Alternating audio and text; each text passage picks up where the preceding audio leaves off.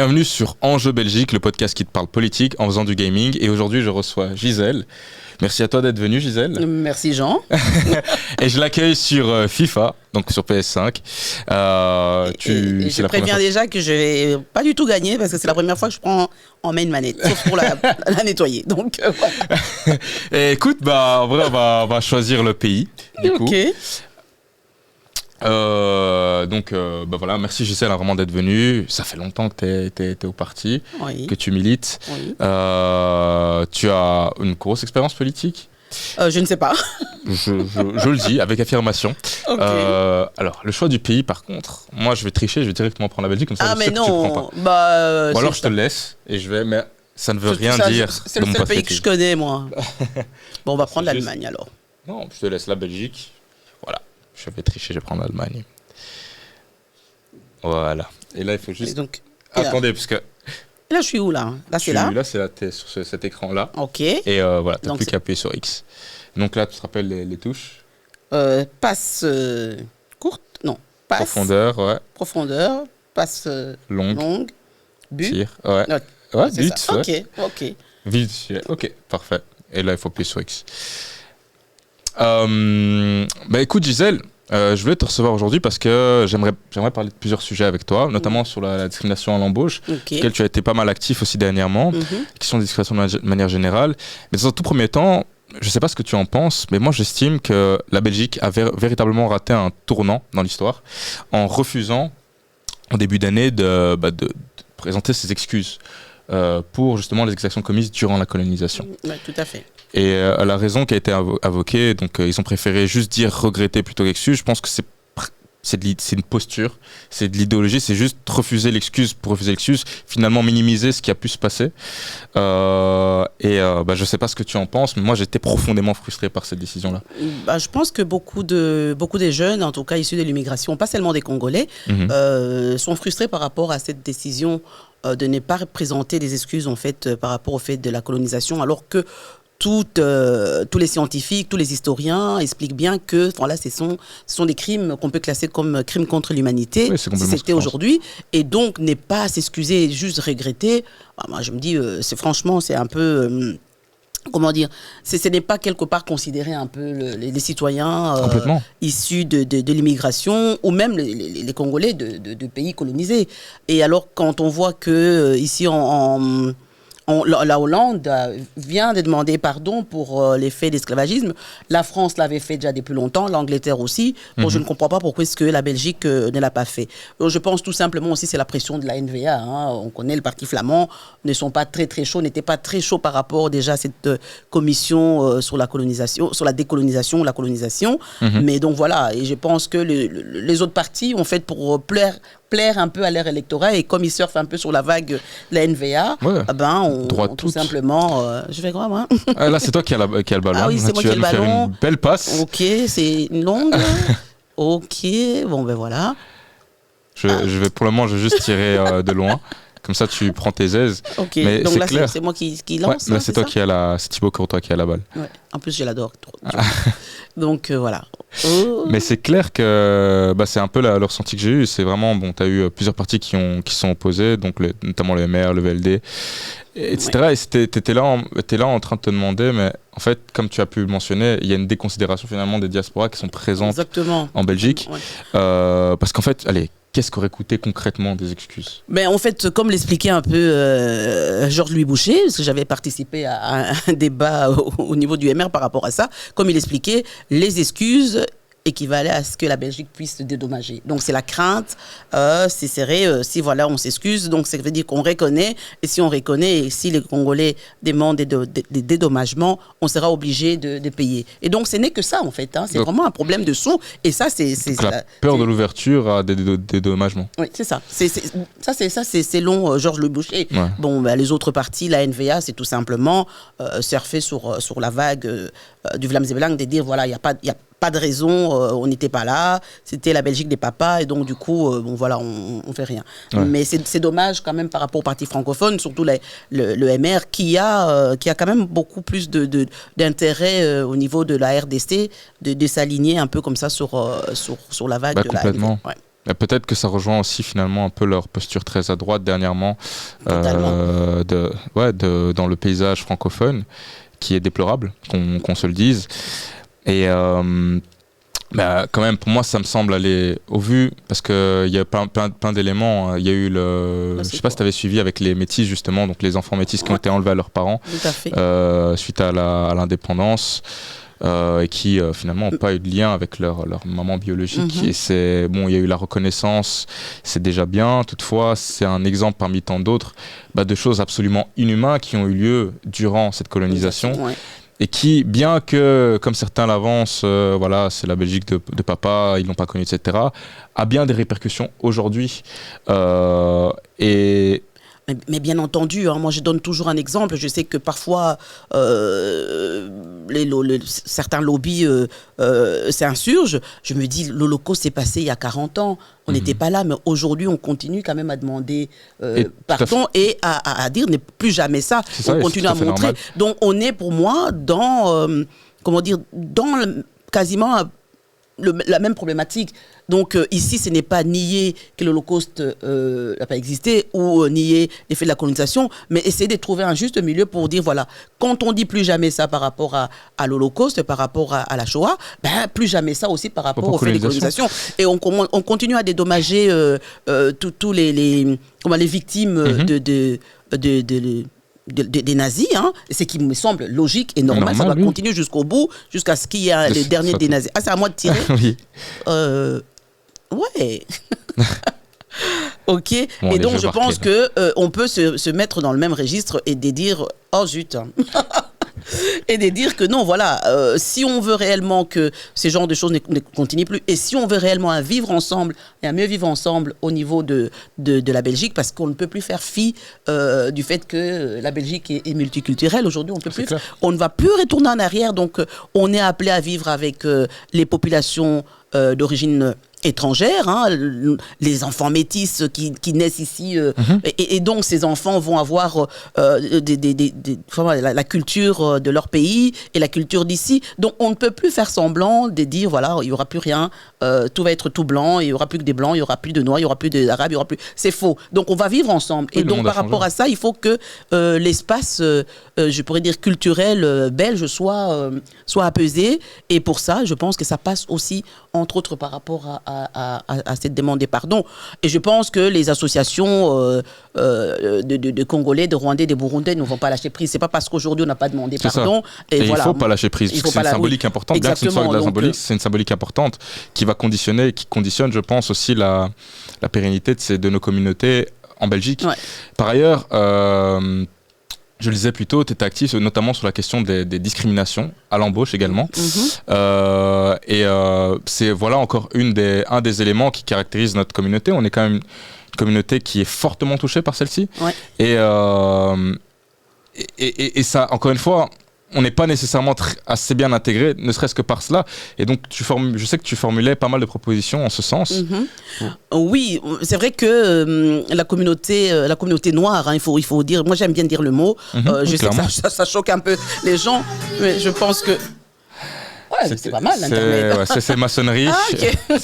Donc je pense que, je disais, donc par rapport à ça, je sais plus, j'ai perdu le fil de mes idées. Mais c'est vrai que la communauté noire est une des plus discriminées. Voilà. Les communautés africaines, justement, subsahariennes, sont les plus discriminées. Et il faut savoir que c'est la communauté la plus, je pourrais dire, la plus diplômée des autres communautés, mais c'est la plus discriminée au niveau de l'embauche. Mais ça participe, en fait, de ce qu'on venait de parler, de cette, esprit colonisateur qui est en crée dans les esprits ici, on trouve ça normal de discriminer parce que on vit avec les préjugés, avec les stéréotypes, et alors ce sont ces stéréotypes-là qui continuent même au niveau de l'emploi. On part du principe que non, les Noirs sont des fainéants, et alors que ce n'est même pas vrai. Et est-ce qu'ils vont se lever tôt, ils vont arriver à travailler, ils ne sont pas intelligents. Mais les études démontrent que l'être humain, une fois qu'on les met dans les mêmes conditions, on est aussi intelligent que tous les autres. Oui, évidemment, c'est pas quelque chose à dire dans la mesure où en fait c'est évident, mais c'est le truc. En fait, c'est vraiment ça, c'est que tu as ces biais-là, comme que tu as signifié au départ, avec la fainéantise, etc., qui persistent chez pas mal d'employeurs, notamment. Il y a de ça, clairement.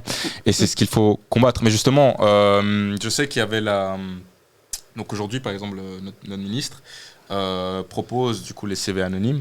Tout à fait, il y a les CV anonymes, il y a ce qu'on appelle les testings sur les lieux de travail. Et bien ça, c'est aussi un travail que les jeunes de Binabi, de cercle des étudiants étrangers de l'ULB, on avait travaillé ensemble à l'époque quand Gozouin était là pour proposer en fait cela. Et moi, mon combat ici serait par rapport à cette discrimination, c'est d'essayer d'avoir des statistiques ethniques. Ouais. On nous refuse des statistiques ethniques, mais en même temps, on nous dit que voilà, c'est la communauté la plus discriminée. Sur base de quoi? S'il n'y a pas de statistiques, sur base juste des dires et des problèmes. Non, il nous faudrait avoir des statistiques ethniques. Dès qu'on aura des statistiques ethniques, à ce moment-là, on pourra mettre en place des politiques. Je pense que les statistiques ethniques nous permettront véritablement de cibler. Voilà, de cibler et de mettre en place des mesures spécifiques par rapport à ces communautés, et plutôt que de prendre ça de manière générale et de mettre en place des programmes aussi qui rentre aussi dans la généralité sans tenir compte de cette spécificité. Et c'est ça, en fait, ce que je propose, en tout cas,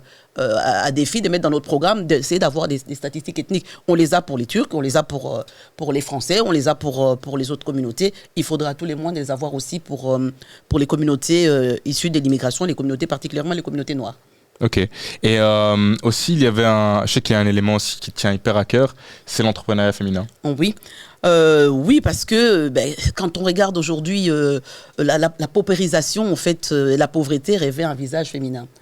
Pourquoi? Parce que tout simplement, les femmes, ce sont elles qui ont les métiers, les emplois les plus précaires. Elles sont dans le métier, ce qu'on appelle les métiers du care. Oui. Et donc là, les horaires ne correspondent pas à la conciliation de la vie privée, la vie professionnelle.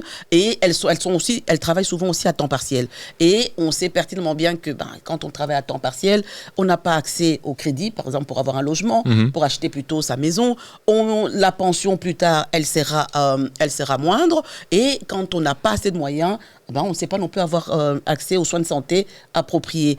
Et donc, je pense qu'il est important aujourd'hui de revoir un peu cela, et surtout de pousser les femmes à devenir des entrepreneurs, à se prendre en charge, à devenir indépendantes, à créer des entreprises. Mais pour ça, il faut des leviers, il faut des moyens.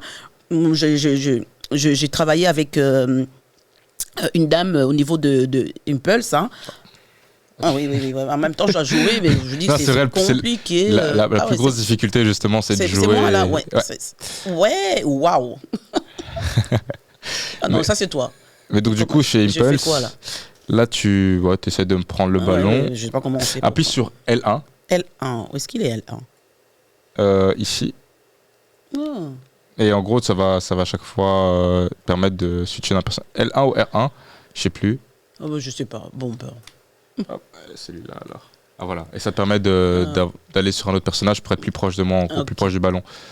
Donc au niveau d'Impulse, on avait comme ça, on recevait des dames, elles n'avaient pas accès au crédit pour créer leur emploi. Donc les banques arrivent encore à dire que non, les femmes ne seront pas capables de rembourser parce que elles ne travaillent pas, elles vont avoir des enfants, elles ne pourront pas suivre. Par contre, un homme, va s'engager, comment dire ça, de manière plus proactive parce que il n'a pas de responsabilités. Et donc tout ça, en fait, on doit casser. Il faut que les banques aussi, ou alors maintenant, en tout cas, l'État doit permettre aux femmes, mettre en place des moyens et des outils pour permettre aux femmes, en fait, de devenir un peu plus entrepreneurs. Elles ont les capacités, mais il y a beaucoup de freins, et ces freins-là, je pense que c'est au niveau des politiques publiques qu'on lèvera cela. Donc, je me dis, entre autres, déjà, peut-être essayer de créer une structure qui finance, pourquoi pas, les femmes. Je suis féministe, d'accord. Je me dis, elles peuvent aller chercher des crédits au niveau des banques, mais si les banques ne leur donnent pas les crédits, allons-y, mettons en place des structures, des financements spécifiques par rapport à ces femmes-là pour que demain, elles soient des modèles pour les autres et qu'après, on puisse sortir de ces systèmes peut-être réservés aux femmes. Mais pour cela, il faut commencer par quelque chose. C'est un peu la politique des quotas, mais là, c'est la politique c'est une transition, c'est pas la fin en soi, c'est pour inciter à. Ouais. Mais après, c'est vrai que je remarque qu'il y en a quand même de plus en plus des entrepreneuses féminines, mais c'est vrai qu'il y a plein, tout comme dans le monde de l'emploi, hein, il y a plein de considérations qui mais tout à fait, il y a les considérations, il y a tout le problème aussi, je t'ai dit plutôt de la conciliation vie privée, vie familiale. Ça, donc une femme entrepreneur, ben, ça veut dire quoi? Soit elle doit se sacrifier, elle ne doit pas se marier, ou elle ne doit pas avoir d'enfants, ou parce que d'abord il faut qu'elle avance dans son entreprise, ou alors si elle a des enfants, il faudra qu'elle trouve des crèches qui ouvrent plus tard, et donc au début, quand elle s'élance, ben, tout son argent passe dans les crèches. Donc ça aussi, voilà, ce sont des leviers sur lesquels on peut travailler pour favoriser et renforcer l'entrepreneuriat au féminin. Ce qui est bien dans le jeu, c'est qu'à chaque fois que tu te rends compte qu'il faut jouer, en fait, j'ai déjà pris le ballon. Moi, je sais même pas, je vois même pas en fait qui prend le ballon. Mais heureusement que Turbo est là. Hein. L'auditeur. L'important dans cet épisode, c'est pas le jeu vidéo. Là, c'est notre discussion. Mais j'essaie de jouer. Hein. Là, il faut juste appuyer sur X. Mais je recevais justement une entrepreneuse, la fondatrice de Coco2Net, qui me disait ça également. Donc en fait, elle est entrepreneuse et tout, mais elle me disait, évidemment, quand tu es une femme, tu es entrepreneuse, la charge mentale est différente. Parce que les considérations sont différentes et parce qu'en fait, en vrai, c'est vrai que quand tu as un ménage, dépendant évidemment de ton partenaire, tu as plus ou moins de tâches à faire parce que voilà, souvent, bah voilà, en vrai, c'est un métier en fait à part entière de tenir un ménage, d'éduquer ses enfants. Et donc ça, plus un CDI ou ça, plus une entreprise, évidemment, c'est hyper compliqué. Ouais. Et est-ce que tu ne penses pas que justement, par exemple, la question de congé paternité pourrait être, je le dis pas parce que je veux un congé, hein, évidemment, mais pourrait être un élément qui va permettre d'inciter le père également à prendre plus ses responsabilités. Totalement. On s'est battu pour rallonger en fait le congé de paternité pour permettre en fait au père de pouvoir participer à la vie familiale et de permettre aussi aux femmes de pouvoir, si elle veut travailler, si elle veut accéder à un poste à responsabilité, qu'elle puisse le faire. Ou si elle veut éventuellement aussi aller travailler à l'étranger, qu'elle puisse aussi le faire. Et souvent, quand il y a des postes à responsabilité, les femmes ne les prennent pas parce qu'elles pensent directement d'abord, si elles ont des enfants, elles pensent aux enfants. Par contre, un homme les prendra plus facilement, ne demandera même pas peut-être à la femme, est-ce que ce serait d'emblée, mais la femme, elle doit penser. Donc, par rapport à ça. Aussi, genre l'éducation fait que les hommes ont moins le syndrome de l'imposteur. Ouais. Par exemple, une femme, ou par exemple, typiquement, nous, issus d'immigration, on a aussi ce truc-là où on se dit, est-ce que c'est pour moi, etc. Alors qu'on a toutes les compétences requises. Exactement. Mais parce qu'on a le syndrome de l'imposteur, on se dit, ah, mais non, c'est pour moi. Et c'est ça qu'il faut casser également d'un point de vue, dans les mentalités, d'un point de vue éducatif. Tout à fait. Donc, je pense qu'il faut, au-delà de toutes les mesures qu'on doit mettre en place, il faut de la sensibilisation aussi auprès des hommes. Moi, on a travaillé avec quelques hommes. Quand on leur explique les enjeux, ils comprennent. Mais c'est vrai que quand ils ne sont pas face à ces enjeux, quand ils ne comprennent pas un peu la subtilité, et ça devient un peu plus difficile. Okay. Et donc là, je pense que la sensibilisation dans des entreprises par rapport au congé de paternité, parce qu'il faut aussi se dire, quand on dit, voilà, un homme qui va prendre le congé de paternité, c'est une obligation. Mais le congé parental, rarement sont les hommes qui les prennent. Pourquoi ? Parce que quand un homme prend un congé parental, il est mal vu par ses collègues. Ouais. Donc là, il faut travailler aussi au niveau de la mentalité pour que ça change au sein des entreprises. Et ça, c'est le travail des GRH qui le font. Par rapport à la discrimination, aujourd'hui, au niveau des GRH, je suis en train de faire une formation.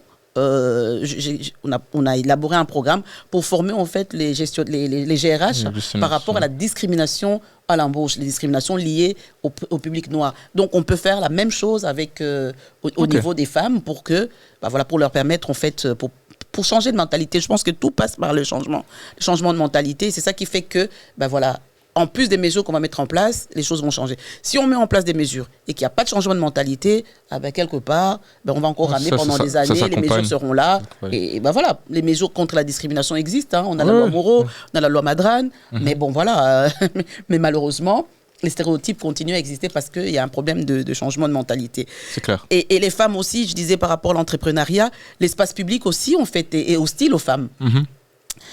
Une femme qui veut se lancer comme chef d'entreprise ou bien qui veut être cadre dans une entreprise n'osera pas le faire. Pourquoi ? Parce que si elle doit terminer tard et qu'elle doit rentrer chez elle, maintenant qu'on est en train de parler de la mobilité douce, où on dit il vaut mieux diminuer la place de la voiture. Donc, si moi, je vais travailler et que je vais prendre le métro pour rentrer chez moi après 19h ou après 20h et que j'habite dans un quartier où il n'y a pas assez de lumière, mais je n'oserais pas le faire.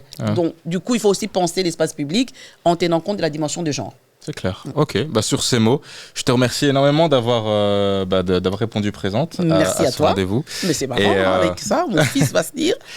Tu seras entraîné et tu pourras après retourner. La prochaine fois, je reviens, parce que là, je vais m'entraîner avec lui pour qu'il me montre comment on fait. Et parfait. Après... Rendez-vous pris alors. Mais un tout grand merci. Merci à vous. Et merci à vous de nous avoir suivis. Et je vous dis à la prochaine.